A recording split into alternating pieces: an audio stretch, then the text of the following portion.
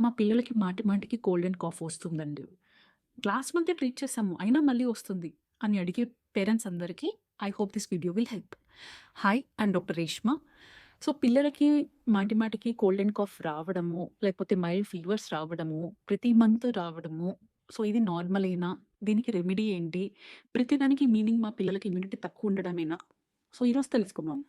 So, పుట్టిన పిల్లలకి లేకపోతే ఇప్పుడే స్కూల్‌కి వెళ్ళే, డే కేర్‌కి వెళ్ళే పిల్లలకి ఏమవుతుంది అంటే, యెస్, వాళ్ళకి ఎక్స్‌పోజ్ అయ్యే మనుషులు తక్కువ. 3, 4 పీపుల్‌కి ఇంట్లో పెద్దవాళ్ళు లేకపోతే మీరు మాత్రమే ఎక్స్‌పోజ్ అవ్వడం వల్ల వీళ్ళకి ఇంకా డిఫరెంట్ వైరసెస్‌కి ఇంకా వాళ్ళు ఎక్స్‌పోజ్ అవ్వలేదు.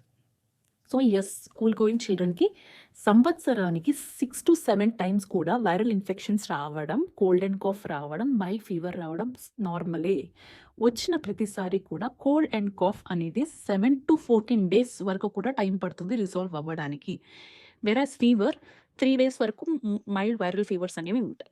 సో, 3 డేస్ కన్నా ఎక్కువ ఫీవర్ ఉన్నా, మోర్ దాన్ 2 వీక్స్, 3 వీక్స్ కన్నా ఎక్కువ కాఫ్ ఉన్నా అప్పుడు మీరు వరీ అవ్వాలి. అండ్ కాఫ్ కూడా ఒకవేళ తన డైలీ యాక్టివిటీస్‌ని ఇన్హిబిట్ చేస్తుంది. అంటే తినలేకపోతుంది, పడుకోలేకపోతుంది, లేవాల్సొస్తుంది. ఇలాంటి పరిస్థితుల్లో మాత్రమే మీరు భయపడాలి.